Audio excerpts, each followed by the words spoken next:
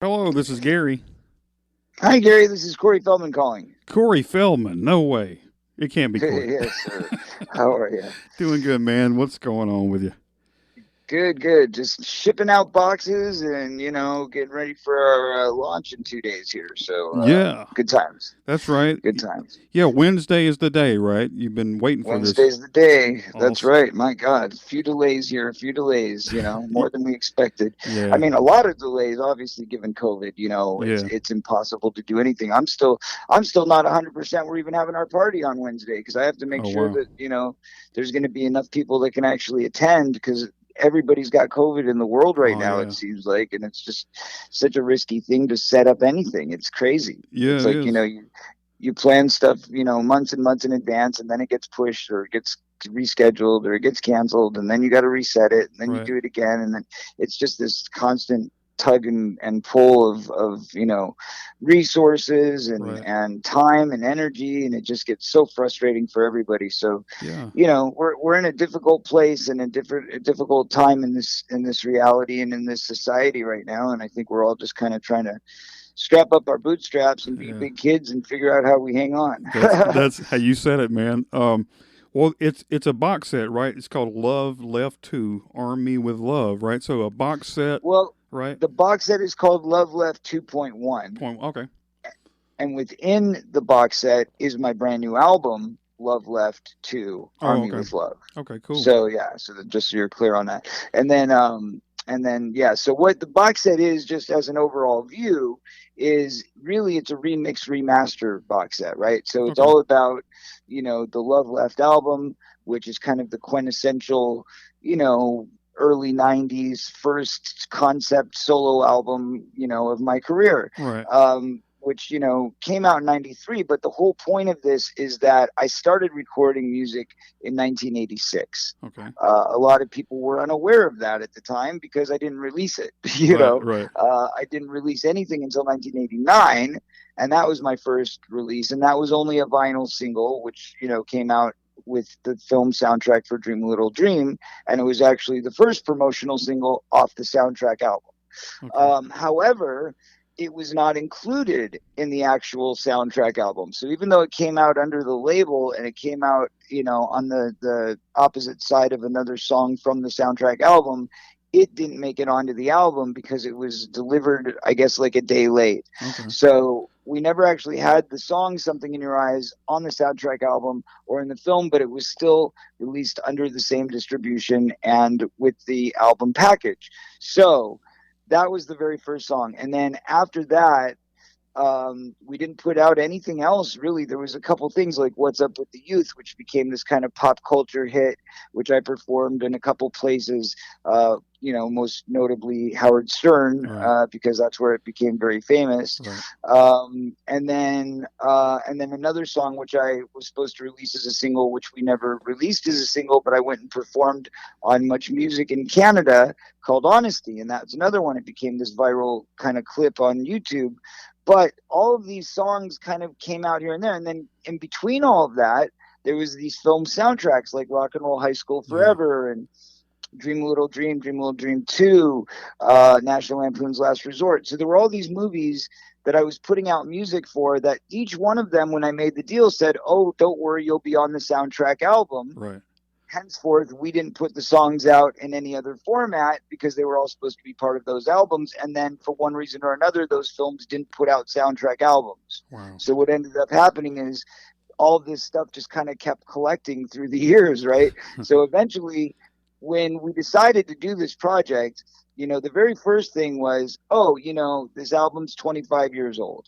It would be great because, in the beginning, when we first put it out, we couldn't give it away. Literally, I sat on those first 1,000 CDs for over a decade. I Wow. mean, literally, the very first, ones, we were literally handing them out because there was really no internet in those days. In 1993, the internet was just being born, Right. and there was no marketing tools. There was no iTunes. There was no way to get your music out there to the world if you didn't have a big label deal. So we were this tiny little independent company trying to put out an album, and nobody knew about it. We really didn't have any way to publicize it. That was during a lull in my career between the 80s and 90s, where I was trying to reestablish myself Right. after everything I went through, Right. and I wasn't getting a lot of press. So it was very hard for me to get press. It was very hard for me to get the word out. And basically, nobody knew about it unless, I happened to do a concert or I happened to do an appearance where I would sell a few at the shows. So it was a very slow process to get the word out about that album. And then, thanks to YouTube, thanks to iTunes, digital releases years later and stuff like that, all of a sudden they started, selling left and right. Right. And then next thing you know, it went from like, hey, we can't get rid of these things to they're gone and now they're out of print, Right. you know? And so it became very quickly like, okay, I'm going to have to either reprint that album, which to be honest, wasn't a well thought out album. It was something that was thrown together because a friend of mine, who was producing movies that I was in at the time, saw that I was struggling as an independent artist and said, hey, I'm going to create a label just to get your album finished and to get it out and throw together whatever tracks you have ready to go and let's do this. It was kind of Right. like a really quick decision, not well planned, not well thought out, which is why, there was never any lyrics in the original album artwork. There was never really many liner notes. It was a 2-page, kind of folded paper that went inside it as the cover Yeah. and the inside. So it was just sloppy. And so I thought, we I don't want to reprint that because it seems pointless. Why spend a bunch of money reprinting something that's really not that great when the songs themselves are pretty cool and they have great historical value now for the cult base of my fans. Yeah. So why not turn that into a better project? So what we decided to do was go back and try and salvage some of those master tapes. So I found all the master tapes that we originally recorded the stuff on, and I said, "Well, what do you do with this in this day and age? It's not like any recording studio you go to has got a tape machine Yeah. sitting in the corner. Right. They just don't Don't do do it that anymore. anymore." Yep. Right.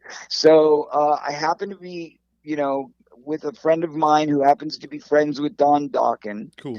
And Don and I were sitting and talking, and he says, "Yeah, I'm working on this great, collection. I'm like, redoing all of my early stuff, and it's going to be called The Lost Tapes. And we're literally taking the tapes from my early recordings, we're baking them, and then we're remixing them and putting them back out as brand new stuff."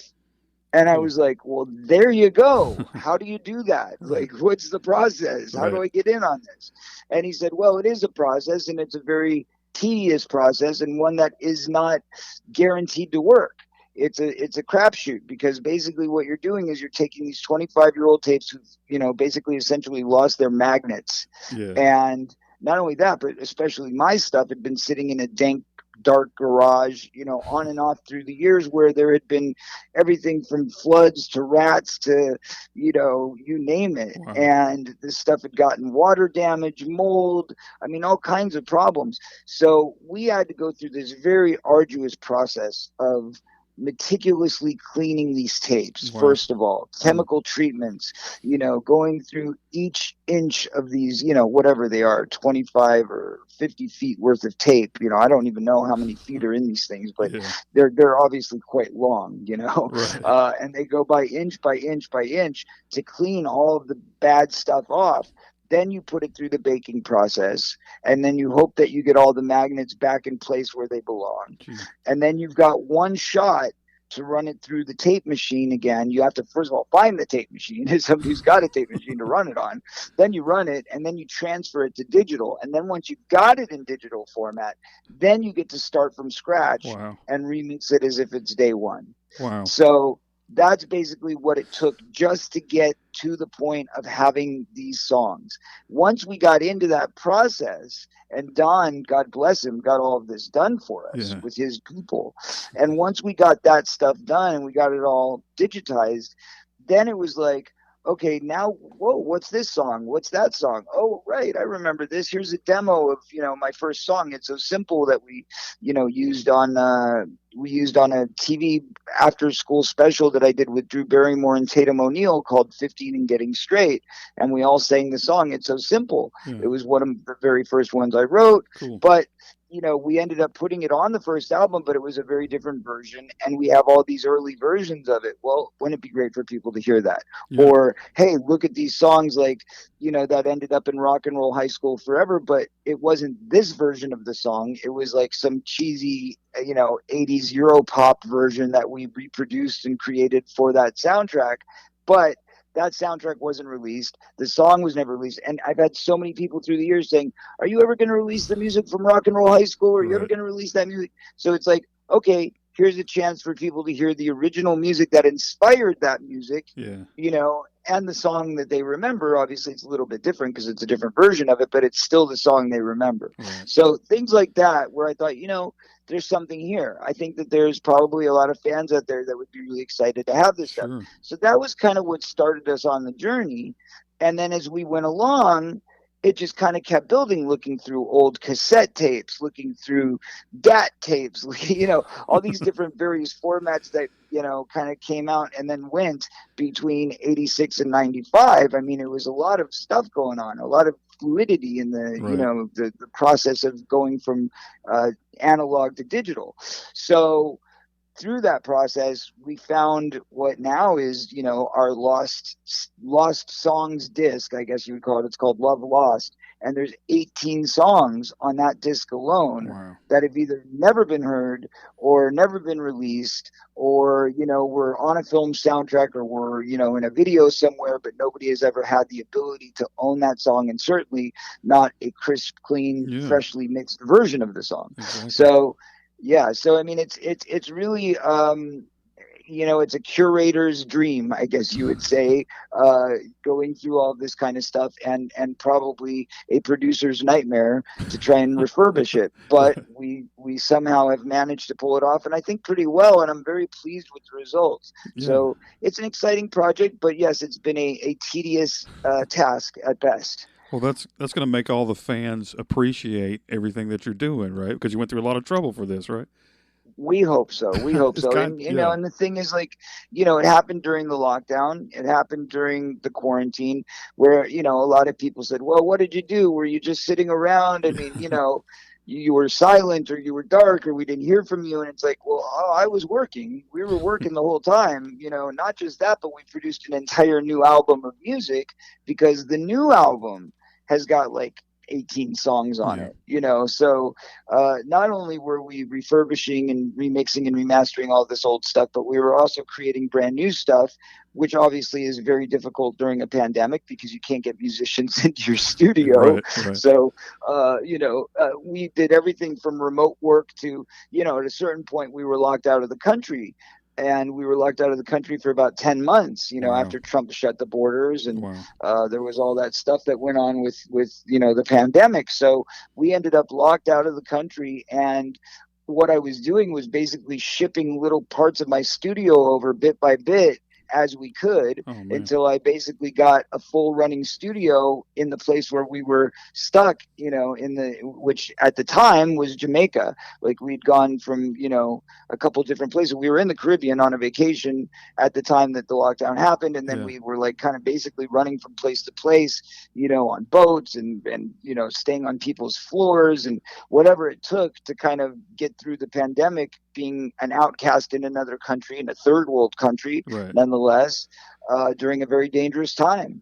So it was a big adventure. And through that big adventure, we recorded, I think 3 or 4 songs outside of the U.S., and then came back, and we had some stuff, some demos that we'd been working on before the lockdown, and we were able to kind of get those back up and running and work on those. And then just like the whole process of recording this stuff, which, we have like a drummer who, was on COVID lockdown and got COVID twice during Mm. this process, who lives in South Africa. And we're sending him, stems and files and stuff like that over Right. to South Africa, and then he'd play on it and then send it back to us. Or, we'd have even musicians here in Los Angeles, and old producers and people that I worked with, digging through their vaults and their warehouses and their whatever to try and find us unreleased material that's never been heard or found. So, I mean, it's just, we've had so many people kind of putting their efforts together, and then yet not really working together in many cases, Yeah. like, Right. because it's all done remotely. That's right. Yeah, so it's just been a really crazy process to get all of this together, and I'm really grateful that it's done. And so is my main engineer and co-producer, Greg, who is a multi instrumentalist, super talented Cool. genius, and great guy all around. But he's the one who's really had to do the lion's share of it, because he had to mix what's, I don't know, somewhere around 60 songs. Yeah. Wow. You know, Wow. and that's not even including all of the video content. And then when you get into the video content and the magazine that we put together, which is full of unreleased Oh photographs, wow. never before seen material, Yeah. all the lyrics, we had to figure out what the hell I'm saying in some of these tapes where you can barely even hear the audio because it's so garbled, and you're Right. trying to decipher, like, what is that, what's that word. So God bless Jake, who is the kind of the overall curator of the box set, because he's the one that really put the magazine together with all the liner notes and all the lyrics, and he directed the documentary. There's a brand new documentary which is in the box set. Oh wow. And then once we got to that point, then we were able to start getting into more of the technical side, and advancements in technology, and pioneering these new ideas, like having a hologram pop out on top of the box, which is, I believe, something no other artist has Oh ever done in history. wow. So, we got to be the first, Yeah, and I'm that's sure it cool, will be man. the first of many. I'm sure we won't be the only ones to do it, but Yeah, yeah. that's cool, man. Wow. Uh, and you've got a wide variety of styles on these new songs. I've been listening to a lot of them. You got some rock and roll and funky music and things like that, right? Yes, there is a wide array of styles. So, I mean, I don't know if you ever heard the original Love Left album. I hadn't heard Um, it, but yeah, but I'm imagining you had kind of some similar songs back in the day, right? well, so basically, the original Love Left album was, like I said, thrown together kind of at the last minute. So, when it came to style, I was all over the place because I'd always been all over the place. But my original stuff, as you can see quite evidently and clearly by my first music video and the first song I ever wrote and recorded, which is called Runaway, Yeah, I saw which that. was when I was 15 years old. Right. And you can see that there's obviously a very pop sensibility, and, a Michael Jackson thing going Yeah, on, and, yeah. and there's those similarities, right? So that was where my writing style started. That was where I began. But very quickly, I moved into this kind of psychedelic rock thing where, Yeah. I had kind of in that moment started really listening to the Beatles and Led Zeppelin and Pink Floyd, and kind of getting into these old classics, which started shifting and shaping the way that I was writing and the way that I processed, the idea of music. So, there was this kind of duality, because on part of it it's like very pop and very dance, and then there's this other half of it which is like a solid blues rock thing. Yeah. And so, like, literally half the album is this blues rock album, which is some really good stuff. I mean, we got, Lita Ford in there playing some sensational lead guitars when she was literally at the apex of her young career. Yeah. Yeah. Right after or right around the time that she put out that single with Ozzy Osbourne. I mean, it was right in that Oh pocket. yeah. Right. And so we grabbed her as a complete fluke on a song that happened to be called Lethal Lolita. And it wasn't planned that way. I mean, it just That's literally cool. fell together. Wow. So, stuff like that, where you've got, one of the great hard rock guitarists in the world, playing some sensational stuff. And then you've got, the flip side of it, which is like, one of the things that's talked about in the documentary is one of the guys who played on one of the tracks is a guy named Dean Pleasant, who was the lead guitarist for Suicidal Tendencies. Okay. And he comes along to do a session, and it's like this song that ended up in Dream a Little Dream 2 called Feeling Funky, which is very dance. It's very, I wouldn't say it's MJ influence. I'd say, if anything, it's more kind of on the Prince side of Yeah. sensibility. Kind of like a mix of like Prince and George Michael kind of sound. Right. So it's like we had a couple of these really strong dance songs, and again, they just kind of happened the way they happened. Like for that one, it was, I was working on the movie, and they said, we want another dance sequence for the movie, and we want a song that goes along with the dance sequence. And I thought, okay, well, let me come up with something. And we wrote something I could dance to, and that Right. became Feeling Funky. So when Dean Pleasance came in to play on it, he was like, and I think it's Pleasant, not Pleasance. Let me say that right, Okay. Dean Pleasant. But when he he said, look, I came in to play this stuff, and Corey knew exactly what he wanted, and it was real funky stuff, and who would have thought, right? Right. So you've got something like that where, and he says, and then there's this other guy that's interviewed in the documentary named Luke, who was my bass player in the first band that I put together. And he's like, I got really excited when I walked into the session, for, I think it was Depressed, and I saw Hunt Sales sitting at the drum set. And Hunt Sales is like one of my heroes because he played in David Bowie's Tin Machine. Oh man. And I knew this guy is Cool. like a complete genius. Yeah. So when I saw him sitting at the drum set, I knew we were going to be in really good shape, Yeah. So there's a lot of amazing, incredible artists that I was able to gather for the first album, for Love Left, which a lot of people didn't understand. And because of the great array of artists, obviously there's a lot of different directions and styles that album goes in. So when we sat down and thought, okay, what would a sequel to that album look like? Given the fact that the first one was all over the map and there was only 9 songs on it. That's the other thing, is it was, kind of a short album, Yeah. in the greater scope of albums. So it was like, okay, well, how do we kind of emulate that kind of variety of choice, but then also at the same time make sure everything kind of fits together? So that's what we did, is we went back in and kind of created, an album with a lot of those same types of sensibilities, where there's a lot of blues rock stuff that's really solid blues rock sounding songs, Yeah. and then there's some harder rock songs, and then there's some dance and pop type songs. But then of course we went even further, and we've got a reggae song on this album. We've got a very good kind of psychedelic rock song that's a tribute to a friend of mine who we lost during the process of making the album. So I dedicated that song to him, and just again, it's a little bit all over the map, but I think that each kind of entry has its place, Yeah. and it helps tell a story. And that's really what I'm interested in as an artist. I like the idea of concept albums and taking people through some sort of a story. Right. So even on the first one, as disjointed as it is, it's a story in 3 parts. The first 3 songs certainly tell a story. And it's like, this is all about love, and it's all about relationships, and, how, you go into a relationship looking for this perfect thing that doesn't really exist, but it's only in our minds. And then, Right. then you find out it's not what you thought it was, and she rips your heart out. And then it's about moving on from there, which is the third song, Walk. It's like, okay, now we've got to move on. So, Right. when you start to break it down, you can realize that, okay, this is like a play. I mean, there's really 3 sections of songs that have, little stories to them, and all together it tells one story. And then we kind of wanted to recreate that. So that's kind of what we did with this. And if you follow every, lyric, and you really look into the artwork, and you really look into the through line of the lyrics, you see that it really does tell a story. Yeah. Wow.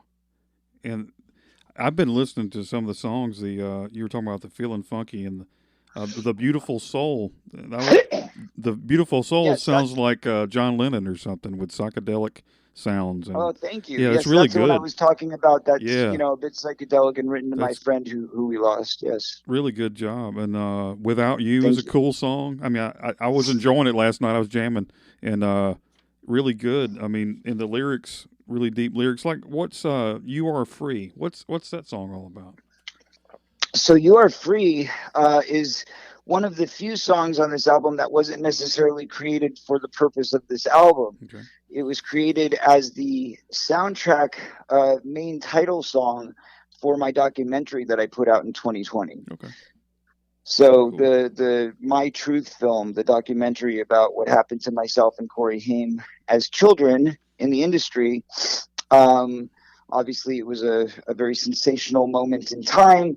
We put out that movie. It was a big premiere, and then the movie got hacked. Oh wow. So unfortunately, not nearly as many people saw it as I would have liked to have seen it. But that said, we put the single out alongside it, expecting that we would have a regular release for the film.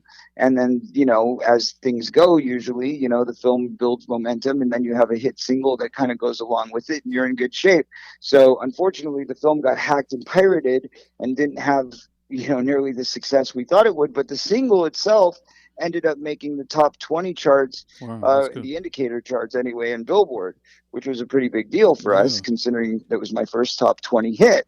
awesome. So that song is dedicated to Corey Haim, and it's basically a private message to him saying, I finally done what you asked me to do, and I'm sorry that I didn't do it a lot sooner, and I wish that I could have done it back when you first told me this story. If I would have had the wherewithal or the knowledge of what I know now, things probably would have gone a lot differently. Yeah. So that's what that song is about. Yeah. Well, do you think that music helps heal you? I mean, is that what you think it does for you? Because Absolutely. It considering is what you've been through, yeah, absolutely a cathartic yeah, process.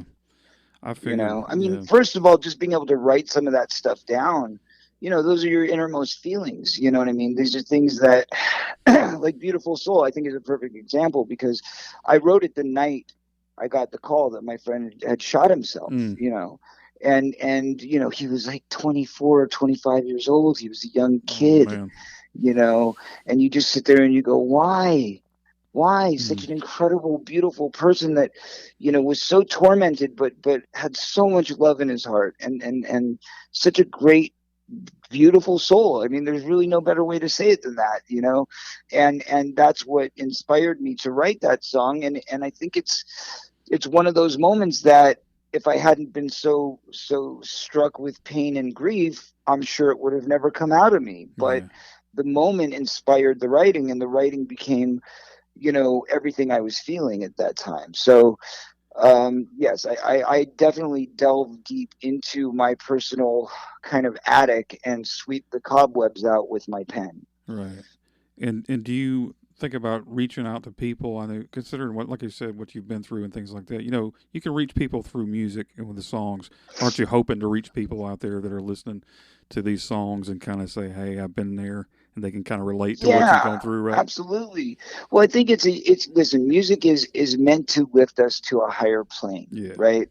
I mean, that is the purpose of it, and that's, to me, I when I hear this stuff where it's like, gang banging, and yeah, got my bling, and I got my 40 ounces, and I got my my guns and my bitches and all that kind of right, stuff. I just don't relate. I don't right. Can't. understand that. Yeah, To me, that's not music, and I don't mean to insult any genre right. or any type of writing, because obviously each person has got to write their experience, and as long as it comes from the heart, or if it comes from a real place, then that's awesome, and I certainly applaud it. But when it comes to, hey, let's write a bunch of trash that doesn't really mean anything, and it's just about ego, and it's about self-serving, and what does that say to the listener? That's right. How are you bringing them on a journey? How are you sympathizing with them, or recognizing something within them? I don't feel that you are. I feel it's a miss. So to me, if you have, we have very few opportunities in this world to create art that connects with people on a deeper level. We can all create anything we want and put it out there, but to actually connect with somebody and get them in a place where they go, wow, that helped me in some way. Right. Either it inspired me to feel better, or it put me in a positive mood, or maybe it was even something that caused some deep reflection that I might not have, found, or I Yeah. might not have had the vehicle or the avenue to get there, had I not been inspired through that music. And that's happened to me, certainly, with listening to other artists Sure. throughout my life. I mean, Sure. how many times have you been depressed and you put on a certain song and it changes your mood? That's right. Or you're scared or you're frustrated, you go, man, I just don't want to think about the world right now, and then you put on some other music that just makes you forget everything. Right. Or there's ways that music speaks to us, and hits us directly in the soul, that I don't think any other form of communication does. No, I agree. And that is why I respect it so much, and that is why I try my best to tap into that common thread that we can all relate to. Right. Yeah. And I want to make I want my music to be artistic and interesting, obviously, with a kaleidoscope of colors. But at the same time, I also want to make sure that the lyrics are very, human and very based in reality and something that we can all connect with, because I think we need it now more than ever. Yeah, for sure. Um, and you've got Curtis Young helping you out on this album. That's right. Yeah, that's That's cool. right. It's his breakout performance. Cool. I mean, he's put out a single or two, a few singles, but he hasn't put out an album yet. So I feel very lucky to have him at such an early stage of his career. I see huge things coming from him in the future. Yeah, he's a very, very talented guy, super nice guy, Yes, amazingly cool guy. I don't know if you've ever had the chance to meet him I haven't, or but the song is great. By the way, I was thinking, man, that this might be a big hit. I mean, it's a really good Thank song, you. man. Thank you. Well, I really appreciate that. And from your lips to God's ears, Hey, we're amen.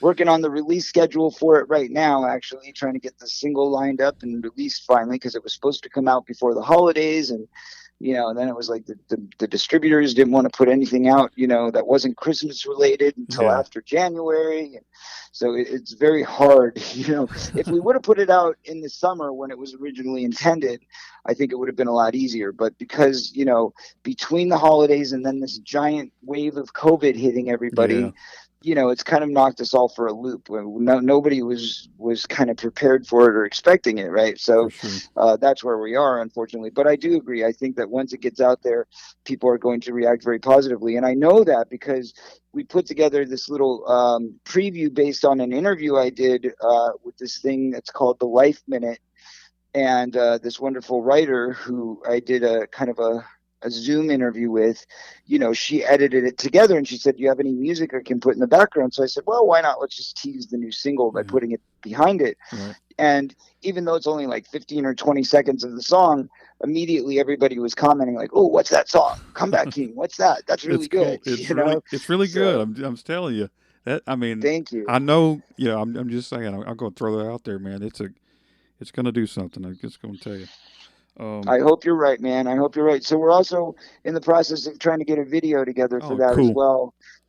But again, with trying to shoot a video right now is so difficult, Yeah. because of everybody's sick. And I mean, we just went through COVID again, third time, me and Oh, my wife. jeez, man. So we got better just in time for this party in 2 days. But now I'm hoping that other people are able to attend the party, because I mean, like literally everybody I know has got COVID. Like my whole Oh, man. family got COVID. Everybody, my uncle, my cousins, my brothers and sisters, like Oh, everybody. gee. So it's a scary time. It's an uncertain time and very hard time to produce Yeah. content and get it out there. And then certainly to throw any type of event to celebrate it. It's very tricky. Well, I'm looking forward to that, and I'm Thank you. I'm excited for you. And but hey, let me jump on to something. Since I've got the one and only Corey Feldman, I just want to. You got it, brother. Hey, love your movies, of course. Hey, I've listened to you since you were the voice of Copper in Oh, the wow. Fox and I That's a watched long that. time. I was You're showing your age, my friend. We might be. hey, you've got me by I think about 3 years, but you were born in Okay. '71, right? '71, I think. So you're 20. You're 22 as well, is what you're 22. trying to say. That's exactly right. Yes, You there you nailed it, my go. friend. Okay. Let's Perfect. let's see. Friday the 13th. So cool, right? Gremlins, the Goonies, and by the way, one of my best friends got killed years ago, but his favorite movie was the Goonies, and he would be so happy that I was talking to you. And Oh, well, man, God bless. I'm sorry for your loss. thanks, man. That's He sad. he just man, the Goonies. Who growing up in the '80s did not love the Goonies and want to get a map and find this treasure? Just all that. Such a good movie, Right. right? And Right. and Well, listen, you I know, feel very blessed to have been a part of things like that. Obviously, it's a different world, and it was a different time. And for me, it's a different perspective because it's one of both pride but also frustration in the sense that I wasn't so aware of my choices, and I wasn't so aware of how lucky I was to be part of such things, because to me it was just another job. Yeah. I was working so much and so regularly on so many things that it was just another job. I mean, I was excited about it, obviously. I was happy to be there. I loved the experience. But, and I'm sure somewhere we all knew that this movie would live on and that it would have a legacy. But we never knew that it would become what it's become as one of the great family films of all Sure. time, Yeah. and the biggest title in Warner Brothers' entire catalog when it comes to family films, which is shocking to me because they have Wizard of Oz and Willy Wonka, Yeah. in their lineup. I mean, obviously Wizard of Oz is MGM, Right. but I think somehow they ended up with the distribution, or I don't know what happened there. Right. But the bottom line is, to have a film like Goonies stand out amongst It's those is pretty impressive. Those were my childhood. Growing up, I that's used to it. love Willy Wonka and Yeah. Wizard of Oz, and I remember Yeah. thinking when we were making Goonies, this is going to be like a Willy Wonka for the future. I think I even said that in certain interviews, if you go back, where I was like, yeah, this will be the Willy Wonka of a future Oh yeah. generation, I agree. and Yeah. and that's what it became. Well, and another thing, I want to mention another movie, The Burbs. Right? Hey, Yes. the character you play, how close was that to the real you? I'm just wondering. Not at all. I mean, honestly, not at all. Okay. Uh, Darn. No, I'm just kidding. I No, it mean, was fun. not to say It's I never funny though. smoked weed or I was never a stoner kid, because I definitely was that. Right. But, maybe on my worst day, I represented something like Ricky Butler, but not on the norm. I mean, obviously, I was a businessman by the time I was 10 years old. I was Yeah. writing my own contracts, Wow. reading my own contracts, you know what I mean? Changing, making notations and changes to contracts literally by 12 years old. By 15 years old, I was completely doing my own business because, Oh. both of my parents who had been my managers to that point were out of the picture. Mm. So by license to drive, I was entirely engaged in doing my own deals and, running the entire business. So I'd been running my own business since that time. So, it was a little bit different for me. I guess, I had more wherewithal than most kids. So to dumb it down and play a character like Ricky Butler, obviously was, just that, a character. But, in some ways I regret that, because if you look at kind of all those characters, they're as iconic as they are, but you look at, Mouth from Goonies, and you look at Teddy from Stand By Me, and you look at Yes. Edgar from Lost Boys, and you look at, Ricky from The Burbs, and then all these other characters that I played alongside it, like Rock and Roll High School Forever Yeah. or whatever. I mean, they were always this kind of funny, relatable, likable guy, but they were always kind of an a-hole, you know? And then, when I turned 19 or 20 or whatever it was, and I got sober, because I was, I was having, growing pains, I guess you would call it, Yeah. and certainly brought on by the bad influences in my life. I was basically under the care, I guess you would say, from, even though I was technically on my own, my father had put this person into my life that was supposed to be my assistant and supposed to be my chaperone, I guess you would say. Yeah. And he became the guy that was with me every day. Well, that guy was feeding me drugs. Oh wow. And so, he Mm. fed me drugs from 15 to 17 and a half when I finally got away from him. And once I went, I got away from him, I went to rehab, and then I came out, and my life was completely different and completely changed my perspective on everything. And that was by, 18 and a half, 19 years old. By 1990, I was sober. So I went in 1989 after I got arrested, and then, got sober by, the end of 89 or the beginning of 90, somewhere in there.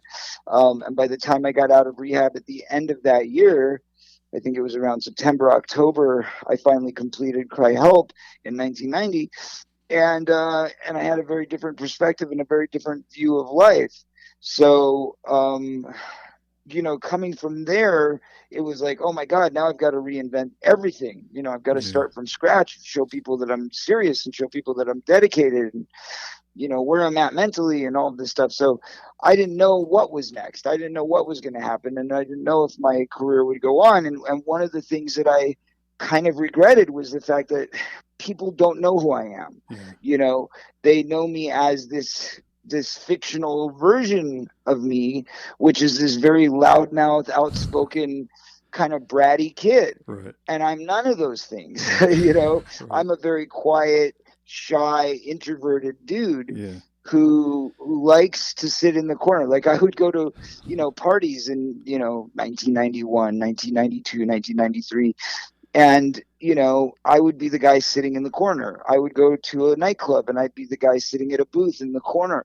I wasn't out there macking on girls and being Mr. Bravado and being Mr. Cool, and people did not understand it. They were very confused. They were like, who is this guy? Right. Right. I thought we were inviting Corey Feldman to the party. I didn't think we were inviting Mr. Rogers.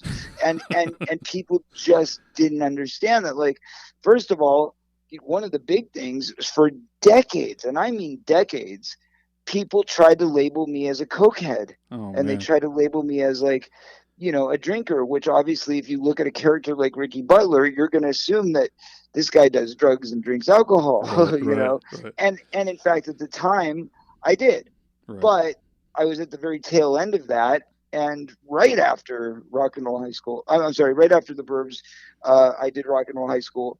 And Rock and Roll High School was the last film that I did before I went into rehab. So I Wow. was like, really at the tail end of my kind of torturous development phase, and then went into my like, self-healing and self-love and all that kind of stuff right after it. So by the time I came out of rehab in 90 and, was, looking towards the future, I realized that I had a lot of repair work to do to like people to let people in and let them see who I really was so that they would be a bit more forgiving, because it's Yeah. really easy to kind of blow off the narcissistic punk kid that you think I am.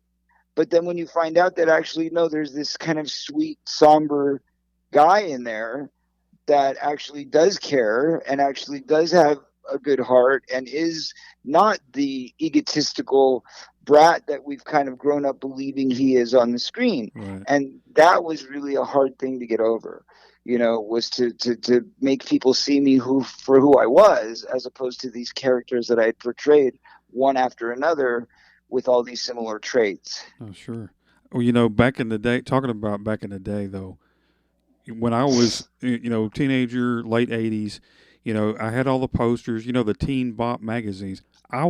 I had the Debbie Gibson posters, and I was putting Debbie Gibson on the wall. But on the Of back course you did. of course, and on the back Right. though, it was you and Corey and So what Jason you're trying to Bateman. say is Corey and I had a lot of wall time. We Hey, had a lot of don't tell anybody. I had you and Corey on my wall, but it was just right. facing the Well, wall. yes, on your wall, but staring at your wall. Staring, yeah, Unfortunately. staring. Debbie Gibson was staring at me, man. Come on, I had to So we had to were make like it. we were like the dunce kids in the class that had to sit in the corner and stare at the wall That's all right. day while you were, Forgive. thinking fantasy Oh thoughts man. about Debbie Hey, Gibson. don't I tell it. got you. Don't tell anybody. Hey, forgive me. I've been waiting No, all no, these I years to understand. no, but speaking of Corey, and I know that y'all had some times together and things like that. Does he pass by your mind a lot? Do you think about you know? Every single day. Mm, Every single day. wow. There is not a day that passes in my lifetime that I do not think or feel or, wish that he was still here. Yeah. On so many multitudes of levels and for so many reasons. I mean, obviously, one of those being that I could have never predicted that after he was gone, his mom would go completely AWOL and, decide to blame Mm, every problem in their lives on me, mm, which is exactly what's happened. that's awful. She kind of made me the scapegoat for every mistake she ever made in parenting. Mm, And sadly, has kind of built this opposition against me telling the truth and getting the story out, which is something he asked me to do. And when you talk about regrets, I would say the biggest regret that I ever had or have is the fact that the day that he made me promise to tell his story, that I didn't ask him to put it down in writing. mm, Because if I had done that, this whole thing would have rolled out differently. Right. Like, it would have never been this way, you know. It would have been really easy to show, really easy to say, here it is. This is what he asked me to do, and I'm honoring his wishes. But because I didn't have that forethought, and who would? Because at the time, of course, I didn't think he was going to die. Right. You know, um, in my mind, he was going to, get through this, and he was going to be fine, and he was already on the healing side of things, and that's what our break was about. We took this break after the two Corys, and it was like, let's take a year off, Right. to try and heal. And my hope was that when I saw him again, he'd be kind of reinvigorated and better. And he was. That's the kicker. Mm-hmm. He was. He had taken the year off seriously. He had been taking care of his mom, and he was doing good things. And it was so just out of nowhere and so tragic. So yeah, that is my biggest regret, is that I never got him to put in writing what his wishes were. And then beyond that, it's just, look, we all make mistakes, and even though you're a kid, you look back at it and say, well, I could have made this choice differently, or I Right. could have, not done this or not done that, that he requested me to do, or whatever. Could I have been a better friend? Could I have been a better person? Could I have done anything differently? And I don't think you can avoid that. I think that's, I'm sure with your best friend, you felt the same way after he was gone. Yes. What could I have done differently to make those days brighter, or to help him out of that hole, or whatever. Right. And I think that's just the human nature. I think that, even if I didn't have uh, Judy with a constant chorus telling me that I'm wrong, Oh or man. that I did things wrong as a kid or as an adult or whatever, that I still would have had some amount of regret, and just wish things had gone differently. I mean, Well, yeah. we were both dealt a pretty crappy hand. I mean, there's no two ways around that. Right. Yeah, And that's you can awful. only do what you can do, I suppose. Well, the talking about the regrets though, talking about my friend. His name was Joseph Madden is his name, by the way. But I'm sorry, you broke up there. What oh, was that? his name was Joseph Madden. I just want to say that name to you so you can uh, understand. But he was trying to call me one night, and I didn't answer the phone because I thought I was too busy or something. And I didn't talk. I never talked to him again. And Right. then he got killed. That's exactly it. So it's like regrets are like, what can you do? But you know what? The best thing you can do is keep doing what you think he would have liked for you to do, and make somebody else smile, make somebody else happy, and find Yeah. somebody kind of like him that you could help out or do something for, right? Well, and that kind of is where I was with Ben. Like, my relationship with Ben Keogh, um, was very much like that. And when he came into my life, I saw a young Corey, and I, kind of was like, I mean, the first time we met, we gave each other the biggest hug, like as if it was Corey coming back to hug me. Oh wow, And I told him right then and there, I said, man, I see Corey in your eyes. wow, I don't know what it is, but I see Corey in your eyes. He's like, that's really weird. And I'm like, yeah, that is really weird. And he's like, but I do feel like I've known you forever. And I was like, yeah, I feel the same way. And we just had this instant connection. It was the strangest thing. And then the fact that I lost him so young, as a friend, uh, it really, really messed me up, and that's, I think, why I felt inspired to write Beautiful Soul, because it was like, here we go again. Like, how many times do we have to lose this magic of this beautiful young soul that has so much to offer the world, and has so much love in their hearts that I don't know. It's just so tragic. It oh, really is. oh There's no, nothing worse than losing someone young that's got a great future and great potential for themselves, and you just know that it's because the people around them didn't do the things they should have done, to make sure that they felt special, or to right, make sure they knew that they were loved. right, And like you said, you can't beat yourself up. I feel the exact same way. I mean, with Corey, going back to that, there was a weekend right before he passed away that I could have invited him to, and he was upset with me that I didn't invite him. And at the time it was like, well, it wasn't the right situation, Yeah. but you'll be at the next one, no big Right. deal, and then you find out there was no next one, That's right. That's right. but the one thing about our relationship that I guess kind of makes it all okay was the fact that the very last time we looked in each other's eyes, he said something to me that was so powerful and so meaningful that I'll never forget it. And what that was he kind of grabbed my hand, and we had this kind of secret handshake we did. And he grabbed my hand and he looked in my eyes and he said, um, "Thank you." And I said, "For what?" And he said, "For showing me the world through your eyes. It's a beautiful place, and I'm glad I got to see it." Wow. And that was almost like he knew, Yeah. you know. I don't know how, but that's literally the words he used to me. And we had this big hug, and that was it. And then we spoke on the phone a few times after that, but I never saw him again. Wow. And that's you never know. That's why you should always be the best friend to everybody you can. And you never know. That's right. That's right. Well, I thank you so much for talking to me today. It's like a dream, man, to have Oh, thank Corey you. God Feldman. bless you. I mean, but really, man. Well, I appreciate the support, and I thank you for taking the time. And I'm really glad to hear that you're enjoying the album. Oh I'm yeah, sorry, I know you probably didn't get the whole box, so you haven't seen all the right. incredible artwork or the video stuff that goes along with it. But let me tell you, it's an incredible scrapbook for any fan of the 80s and 90s, Right. along with, of course, a great new album. But Oh, let me just poster myself. No, I'm joking. I'm proud of it, but I think that the real treasure in this box set is the great memories that people will have when they get to put this stuff on for the first time. yeah. Is how many is going to be available? Or is it going to be a lot more out there? Only Or 500. only 500. Okay, so they Yep, need it's to a act limited now. edition. It's a very expensive thing to make, and with the economy being what it is right now, and people struggling, look at we're having a hard time. Yeah.